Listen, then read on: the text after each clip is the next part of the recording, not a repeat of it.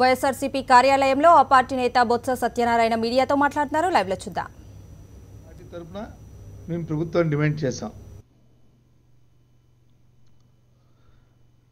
గత ప్రభుత్వంలో 60 రూపాయలు ఉండి ఇసుక మీరు 550 రూపాయలు పెంచి సామాన్య ప్రధానికాన్ని చాలా ఇబ్బందులు పెడుతున్నారు. ఈ మహిళా గ్రూపుల ద్వారా దీన్ని ఇస్తామని చెప్పని మహిళలను అడ్డం పెట్టుకుని మీ శాసనసభ్యులు మీ మంత్రులు దోచుకు తింటున్నారు. చాలా అరాచకంగా ఉంది ఈ పరిస్థితులు. ప్రభుత్వాన్ని డిమాండ్ చేస్తున్నాము.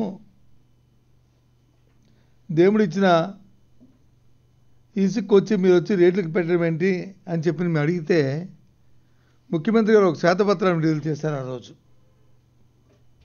గత ప్రభుత్వంలో 200 కోట్లు వచ్చేది, మేము తీసుకున్న నిర్ణయం వల్ల 881 కోట్ల రూపాయలు వస్తుంది అని ఆ రోజు శ్వేతపత్రం విడుదల చేశారు. మీ పత్రికలు అన్నింటిలో కూడా వేశారు.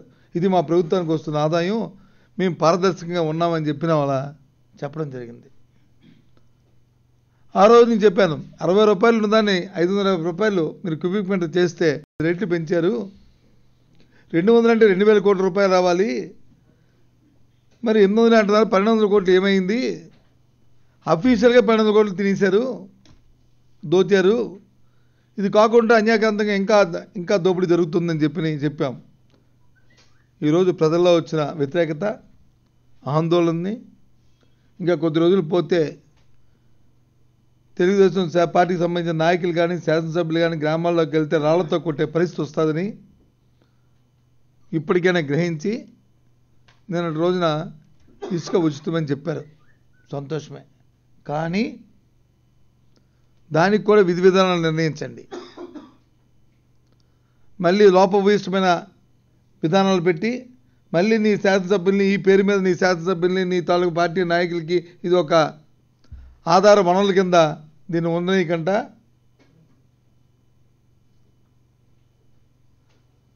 స్వచ్ఛందంగా ఎవరైతే లబ్ధిదారులున్నా ఎవరికైతే అవసరం ఉందో వారికి ఇది అందే ఏర్పాటుకి ఒక విధి విధానాలను నిర్ణయించండి.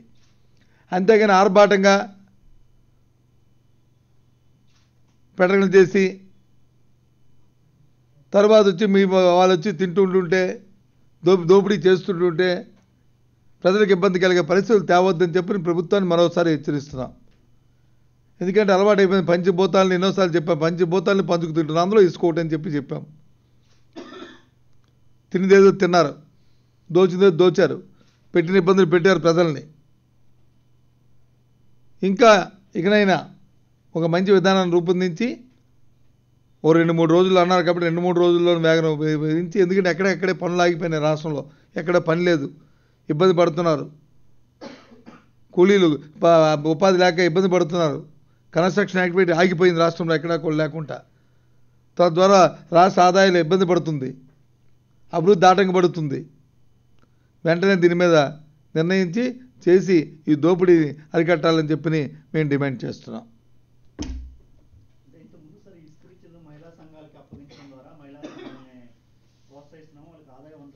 చెప్పాను కదా, అదే మహిళా సంఘాలకు ఇబ్బంది. మహిళా సంఘాలను పేరు పెట్టి వీళ్ళు దోపిడీ చేశారు. మహిళా సంఘాలకు వచ్చి నేను 25% ఇస్తున్నాను, వాళ్ళకి ఆదాయ వనరుల కింద ఉంటుంది అన్నారు. వాళ్ళకి లేదు, అటు మహిళా సంఘాలకి లేదు, ఇటు ప్రజలకి లేదు. దాన్ని అన్ని విధి విధానంగా నిర్ణయించకపోతే ఇంకా దోపిడీకి ఆస్కారం ఉంటుంది. సరైన విధి విధానాలు రావాలి దానికి. ఈ 2 సంవత్సరాలుగా మేము చెప్తున్నాం, ఇది మంచి విధానం కాదు, ఇది తప్పుడు విధానం వెళ్తుంది, ఎమ్మెల్యేలు మంత్రులు ఇది దోచుకు తింటున్నారు, ఏ జిల్లాలో ఉన్న మంత్రి ఏ జిల్లాలో ఉన్న ఎంపీ ఎమ్మెల్యేలు ఇది ఒక ఆధార వనరుల కింద వాళ్ళకి అయిపోయింది, ఆధారం కింద అయిపోయింది, వనరుల ఆదాయం కింద అయిపోయింది అని చెప్పాం. చెప్తే మా మీద ఎదురుదాడి చేయడానికి ప్రయత్నం చేశారు. ఇవాళ వాళ్ళే స్వచ్ఛందంగా ఒప్పుకున్నారు. కానీ ఇవాళ నాకు ఒక ఆశ్చర్యకరమైన విషయం ఏంటంటే, ఇవాళ ఈనాడు పేపర్లో అనుకుంటానా, ఈనాడు మొన్న ఈయన ముఖ్యమంత్రి గారు వచ్చి శ్వేతపత్రం విడుదల చేసినప్పుడు 880 కోట్లని అఫీషియల్గా చెప్పారు ఆయన. మరి ఇవాళ పేపర్లో చూస్తే 200 కోట్ల ఆదాయం కోసం ఇంత హంగామా అవసరమా అని అంటున్నారు. మళ్ళీ అంటే 800 కోట్లు రాలేదా? ఇది నేను అబద్ధమా? నాకు అర్థం అవ్వట్లే. 200 రాయడం ఏంటి? 800 కదా ముఖ్యమంత్రి చెప్పింది. 200 ఉంది ఏంటి పేపర్లో? ఇది ఇలాంటి సంధి అలాంటి 800 కూడా రాలేదంటది ఈ పత్రిక. 200 వచ్చిందంటారు. అంటే ఇంకెంత దోపిడీ అయిపోయింది చూడండి. 550 రూపాయలు పెంచినప్పటికి కూడా ఆదాయం 200 వచ్చిందంటుంది ఒక పత్రిక. గత ప్రభుత్వంలో కూడా 200 కోట్లే వచ్చింది. ఇది 60 రూపాయలకి అమ్మితే 60 రూపాయలకి అమ్మితే క్యూబిక్ మీటర్. అంటే దీన్ని బట్టి తెలుస్తుంది అంటే ఈ ప్రభుత్వ విధానాల్లో లోపభూయిష్టంగా ఉన్నది. ప్రజలకు పనికొచ్చేది, ప్రజలకి శ్రేయస్కరమైనది రాష్ట్ర అభివృద్ధికి సంబంధించిన విధానాల్లో చేయట్లేదు. పిచ్చి తొక్కులకు పరిపాలన తలపిస్తుంది. అప్పుడెప్పుడో సినిమా కూడా తీసాం మేము. అప్పుడు దాసనారాయణ గారు దర్శకత్వంలో పిచ్చోడి చేతిలో రాయని అలా తయారైంది ఈ ప్రభుత్వం. 1.5 రోజు ఆడింది. ఇది అంతే కదా. ఇప్పుడు ఇది కూడా అంతే కదా. ఇది అంతే. సంవత్సరాలకే ఫెయిల్ అయిపోయింది. 5 సంవత్సరాలు అధికారం ఇస్తే సంవత్సరానికి ఫెయిల్ అయిపోయి రోజుకో విధానాన్ని మారుస్తున్నారు. చూసారా? అందుకే ఆతృతగా తీసుకునే విధానాలు. ఎందుకంటే 5 సంవత్సరాలు నీకు పరిపాలన ఇచ్చారు. దీర్ఘకాలికమైన ప్రణాళికలు, దీర్ఘకాలికమైన ఆలోచనలు, ఇంతకుముందు ఉన్న అనుభవాన్ని పూర్వీకరించుకొని, ఇంతకుముందు పరిపాలనలో వచ్చిన లోపాలు ఎక్కడెక్కడ ఉన్నాయో తెలుసుకొని వాటిని రెక్టిఫై చేసుకుంటూ ఉంటే సరిపోతుంది. అవి లేకుండా ఏదో భూమి మీద సాము చేస్తారనేట్టు వచ్చి ఇష్టం వచ్చినట్టు చేస్తూ ఎదుటి మీద ఎంతసేపు నిందలు వేయాలని చేస్తే ఇదే కార్యక్రమం వస్తుంది.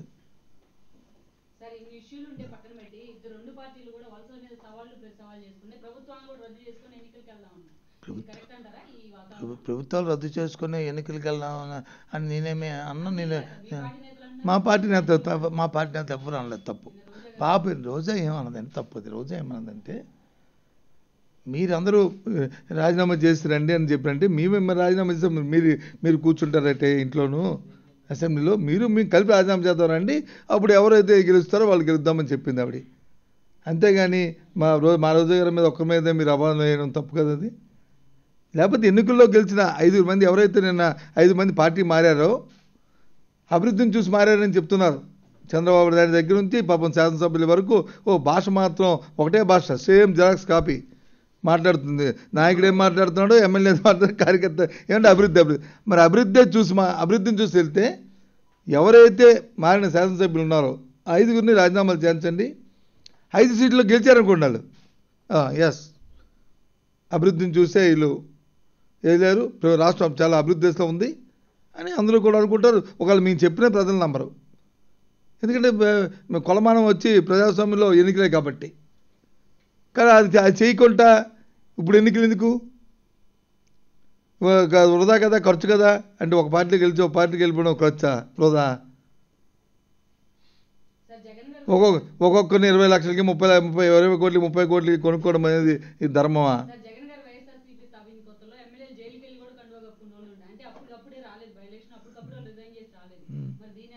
నాకు అర్థం చెప్పింది. క్లియర్ చెప్తే నేను చెప్తాను. అది బాగా చెప్పేది. ఆ రోజు నేను పిసిసి ప్రెసిడెంట్ని. అంటే పార్టీ పెట్టిన తర్వాత నేను అయ్యాను పిసిసి ప్రెసిడెంట్.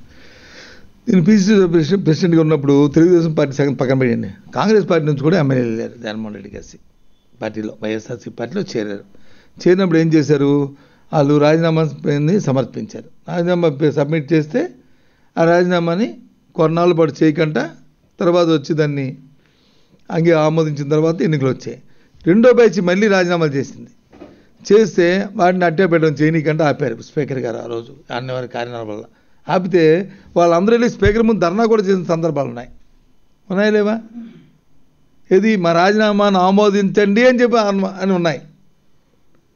అంతేగాని రాజీనామా చేసి మేము వచ్చి సర్వలం తిరగలేదే. అంతకుముందు రాజశేఖర రెడ్డి గారు కాంగ్రెస్ అధికారంలో ఉన్నప్పుడు నాకు తెలిసి రాజశేఖర రెడ్డి గారు ముఖ్యమంత్రిగా ఎదుటి పార్టీ వ్యక్తి కండువా కప్పిన ఒక్క మీరు క్లిప్పింగ్ చూపెట్టండి. మీద ఉంది ఒక్క క్లిప్పింగ్ చూపెట్టండి. నేను అప్పుడు మంత్రినే కదా, మాకు ఇప్పుడు తెలియదు. ఇది ఏంటి అసలు? ఎక్కడికి వెళ్ళిపోతుంది ఈ ప్రజాస్వామ్యం? ఏమైపోతుంది ఇది? ఈ రాబోయే కాలానికి ఏం సమాధానం చెప్తాం మనం ఇది వ్యవస్థకి? వ్యవస్థ పటిష్టంగా ఉంటే, వ్యవస్థ బాగుంటే అన్నీ బాగుంటాయి.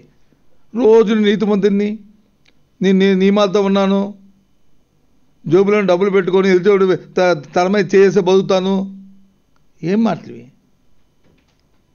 నాకు నవ్వొచ్చింది. మమ్మల్ని ఇది ఇక్కడ సందర్భం కాకపోయినా చంద్రబాబు నాయుడు వచ్చి ఉంగరం పెట్టుకొని వాచి పెట్టుకోను అంటే, ఉంగరం పెట్టుకుని వాచి పెట్టుకున్నాడు ఎవరిదో దోచేసుకుని పెట్టుకుంటారా? మరి వాళ్ళ అబ్బాయి పెట్టుకుంటే వాళ్ళు పెట్టుకుంటే అవన్నీ దోపు పెట్టుకునివే. లేదా జోబులో డబ్బులు పెట్టుకుని, మరి జోబులో డబ్బులు పెట్టుకుంటే ఎలా బతుకుతే ఎవరి డబ్బులతో ఎదుటి డబ్బులతో బతుకుతామా? ఎలా నీ సర్వైవల్గా? అది ఎవరు చెప్పుకోరే ఆ మాటలు. అంటే ఇది సొంత పరనందరూ సొంత ఏదంటాం కదా, ఆత్మస్థుతి. ఎక్కడికి సొంత డబ్బా. మనం నీతిమంతుడా, మన మంచివాడు కాదా అని ఎదుటోడు చెప్పాలా? ఇప్పుడు నాకొక్క నా మీద వచ్చి ఒక ఎఫ్ఐఆర్ లేదు ఇవాళ వరకు రాజకీయాల్లో అని రోజు నేను చెప్పుకోవాలా? నేను చెప్పండి,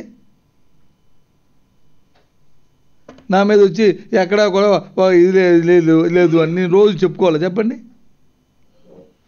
లేకపోతే అవి ప్రజలు చెప్పుకోవాలా? నీతిమంతుడా చంద్రబాబు నాయుడు పెద్ద గనుడురా అని చెప్పుకోవాలా? అంతేగాని రోజు నా అంతా నేనే అని చెప్పుకొని ఇవాళ వచ్చి ఎమ్మెల్యేలు కొనుక్కొని పబ్లిక్గా హైదరాబాద్లో 50 లక్షల రూపాయలు ఓటుకి ఇస్తూ దొరికిపోయిన సందర్భం ఇది ముఖ్యమంత్రి స్థాయిలో మాట్లాడి బిర్ఫ్రిమి అని చెప్పి మనం అందరూ విన్నాం. నువ్వు వెళ్ళదా? మీ ఛానల్లో చూసాం కదా, మా న్యూస్లో బిర్ఫ్రిమి అని చెప్పడం అందరూ ఉన్నాం. మరి ఇప్పుడు కాదు, ఇప్పుడు వచ్చి మళ్ళీ తిరిగి వచ్చి అక్కడ ఇప్పుడు కొంటున్నాడు. ఇదేంటిది? కొనుక్కు తప్పులేదు. నువ్వు రాజకీయంగా మీ అబ్బాయి చెప్పాడు, ఎదుటి పార్టీని మేము లేకుండా చేయడమే మా రాజకీయ విజ్ఞత, అది నా చాలా దానికి ఓకే, కానీ నా రాజీనామా చేయించు. అప్పుడు నీ రాజనీతి, నీ విజ్ఞత, నీ నిబద్ధత, నీ తాలూగా పవిత్రత అప్పుడు తెలుస్తుంది. అవన్నీ లేకుండా ఎందుకు ఇవన్నీ అనవసరంగా? ఏదేమిటికి కూడా మళ్ళీ కొత్త విధానాన్ని తీసుకొచ్చి ఇసుకుది మంచి విధానాన్ని రేపు లోపల 2-3 రోజుల్లో ప్రకటించి సామాన్యులకు అందేటట్లు చేయండి. కానీ మళ్ళీ దీంట్లో మళ్ళీ ఈ ముసుగులో మళ్ళీ మీ నాయకులు దోపిడీ చేసే విధానాన్ని మాత్రం కట్టుబెట్టండి, లేకపోతే ఇప్పటికే ప్రజలు చాలా కోపంగా ఉన్నారనే విషయాన్ని ప్రభుత్వానికి తెలియజేస్తున్నాం. అగ్రిగోల్డ్ ఆస్తులు, అగ్రిగోల్డ్ అధికారంలో ఉన్న తెలుగుదేశం పార్టీ కుమ్మక్కు కదా, ఇది అందరూ తెలిసిన విషయం కదా, వాస్తవమే కదా. నేను దాపరికం ఉందా? దాపరికం అని తెలియదు కదా. ఎన్నిసార్లు చెప్పాము. అగ్రిగోల్డ్ ఆస్తులను మంత్రులు కొంటున్నారు. మా జిల్లా పార్టీ ప్రెసిడెంట్ గుంటూరుకు సంబంధించిన రాజశేఖర్ అయితే ప్రత్యక్షంగా పత్తిపాటి పుల్లారావు గారి కుటుంబ సభ్యులే కొంటున్నారని డాక్యుమెంట్స్ ఇచ్చాడు. కోర్టు కూడా వెళ్ళాడు. కోర్టు కూడా చెప్తుంది. మొరపెట్టుకున్నాము. ముందు ఆయన అగ్రిగోల్డ్ చైర్మన్ వాళ్ళని అరెస్టులు చేయండి అని చెప్పాము. అది ఎక్కడ లేదే. నిన్న కోర్టులు కూడా అడుగుతుంది ఎందుకు డైరెక్టర్ని చేయట్లేదని. ఎందుకంటే అగ్రిగోల్డ్ ఆస్తులు ఏవైతే ప్రధాన ఆస్తులు ఉన్నాయో మన విజయవాడ కేంద్రంగా వాటి మీద అధికార పార్టీ నాయకులు ముఖ్యమంత్రి స్థాయి నుంచి కింద వరకు కళ్ళు ఉన్నాయి. కాబట్టి దీంట్లో ఇది జరుగుతుంది. కాదండి నిరూపించుకోమనండి. ఎందుకు చేయట్లేదు? చిన్నది వస్తేనే ఊరిక పడిపోయి అంత ఆతృతతో చేస్తామే. ఇన్ని లక్షల మంది వచ్చి దబ్దారులు వచ్చి నష్టపోతుంటుంటే దాని మాట్లాడకపోతే ఎలాగా? మేము ప్రతిసారి చెప్తుంటే ప్రతిపక్షం వచ్చి వీళ్ళు కడుపు పంటకో లేకపోతే బాధకో వీళ్ళు చెప్తున్నారు అంటారు. ఇవాళ బాధకి మరి ఇసుక ఎందుకు వచ్చింది? ఇవాళ ప్రజామాట నేను చెప్పాం కదా, మేము ఇది ఇబ్బంది పడుతున్నారు ప్రజలు, చాలా బాధపడుతున్నారు. ఇంత డబ్బుని 500 రూపాయలు చేసి ఒక లారీ 1000 రూపాయలు ట్రాక్టర్ వచ్చి 6000 రూపాయలు కొనే పరిస్థితి వచ్చింది. ఇవాళ గ్రామీణ ప్రాంతాల్లో చాలా ఇబ్బంది పడుతున్నారని చెప్పాము. పట్టణ ప్రాంతాల్లో లారీ అయితే 3-4 వేల రూపాయలు ఉన్నదాన్ని ఇవాళ 20,000 రూపాయలు కొంటున్నారు, చాలా ఇబ్బంది పడుతున్నారని చెప్పాము. కాదన్నారు. నీ మంత్రులు, మీ ఎమ్మెల్యేలు, మీ శాసనసభ్యులు, మీ నాయకులు దోచుకు తింటున్నారు, దోపిడీ జరుగుతుంది అని చెప్పాము. కాదన్నారు. మరి ఇవాళ ఏమైంది?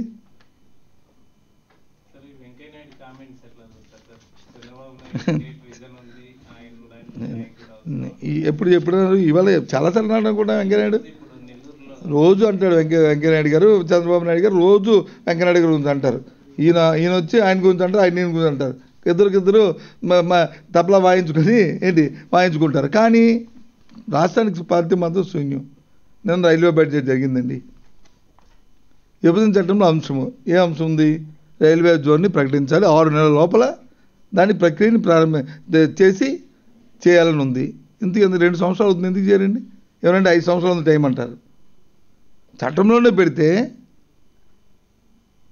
అది చేయకపోతే మరి వెంకయ్యనాయుడు గారు కేంద్ర మంత్రిగా ఉండి ఆయన పుట్టడం ఈ రాష్ట్రంలో మన అదృష్టం అని చెప్పిన మరి చంద్రబాబు నాయుడు గారు, మరి చంద్రబాబు నాయుడు విజన్ ఉన్న వ్యక్తి అనుకున్న ఈయన, చంద్రబాబు ఎదురుంటే మరి చంద్రబాబు నాయుడు పట్టణంలో కృష్ణపట్నంలో వచ్చి ప్లాన్ ఎవరు దాన్ని స్టార్ట్ చేశారండి? రాజశేఖర రెడ్డి గారా చంద్రబాబు నాయుడా? చంద్రబాబు నాయుడు విజన్ ఉందా, రాజశేఖర గారి విజన్ ఉందా?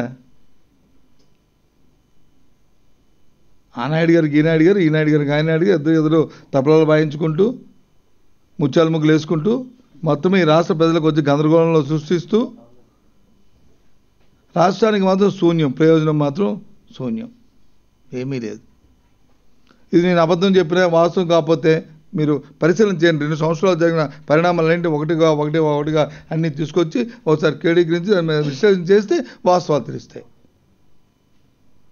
ఎందుకంటే బాధ్యత గల వ్యక్తులు తప్పుగా మాట్లాడడం కూడా కరెక్ట్ కాదు. కాబట్టి ఒకవేళ తప్పులు మాట్లాడి సర్దిద్దుకుంటాం కూడా.